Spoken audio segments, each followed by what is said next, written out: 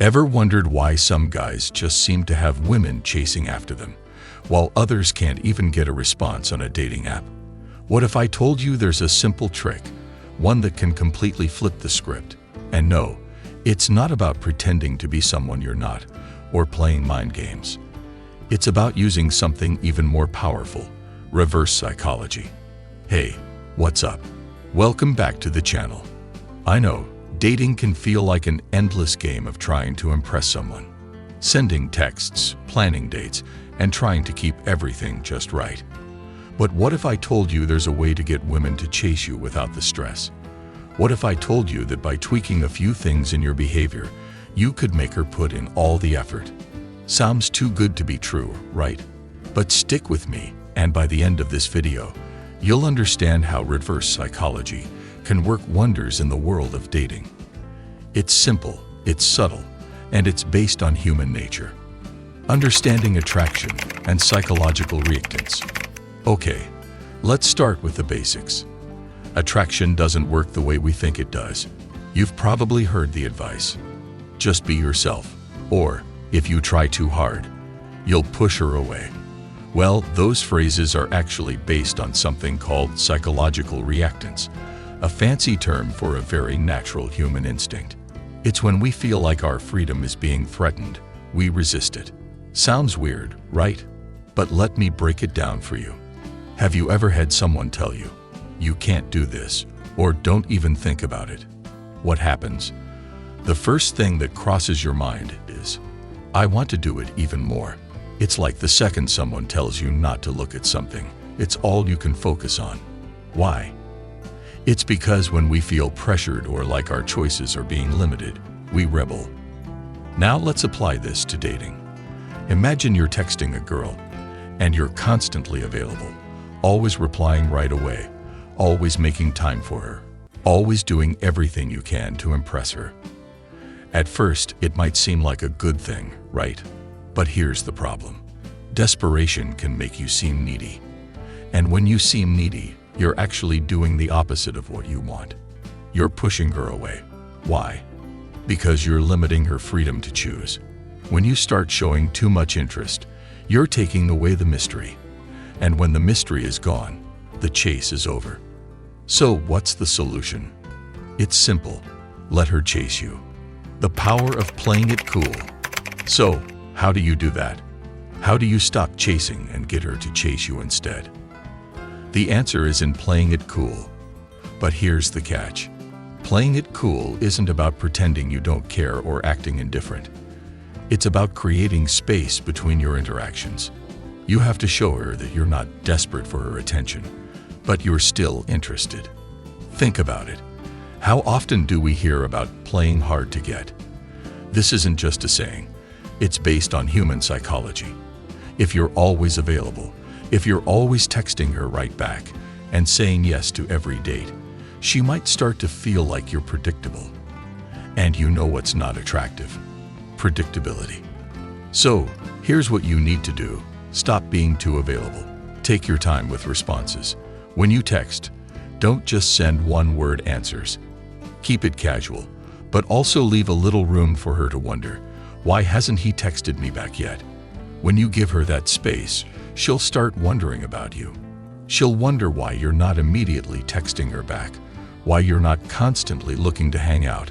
This will trigger that curiosity. Now, don't get me wrong. This isn't about playing games or being fake. It's about being busy, having your own life, and not being overly attached to the outcome of the interaction.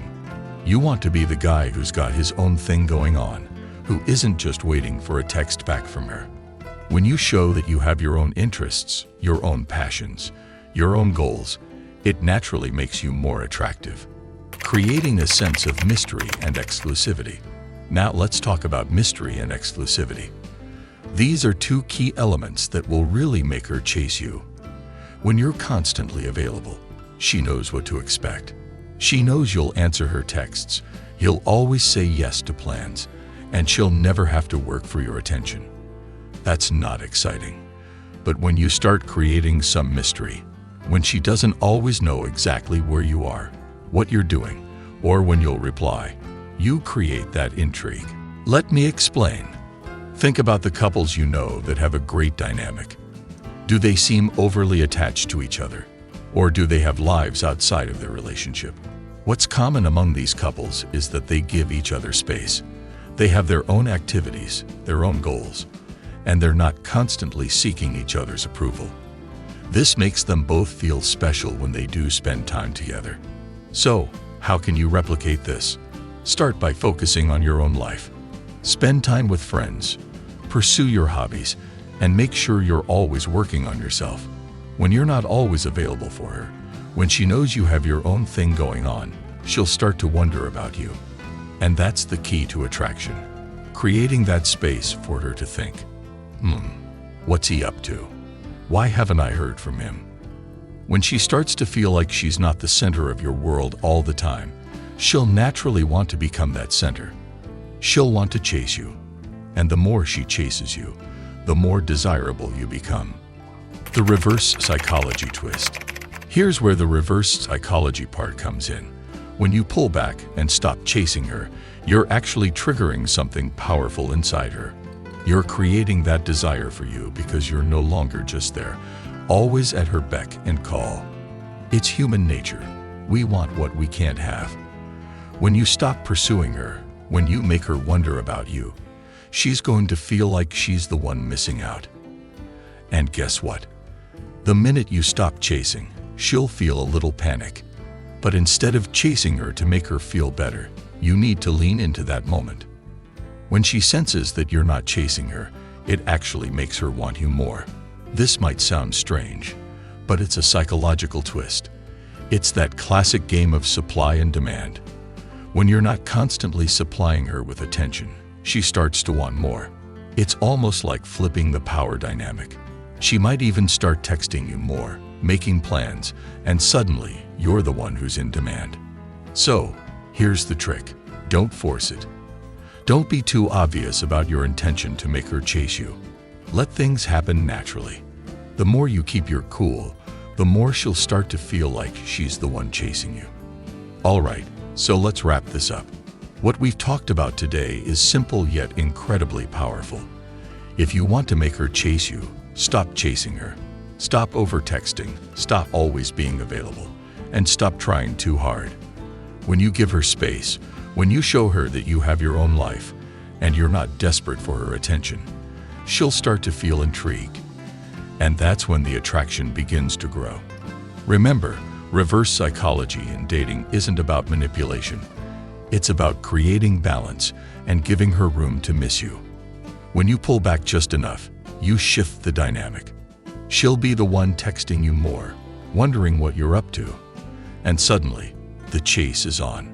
Now that you know this, how will you use it to change your dating life? If you found this video helpful, hit that like button and subscribe for more mind-blowing psychology tips. Until next time, stay confident and let the chase begin.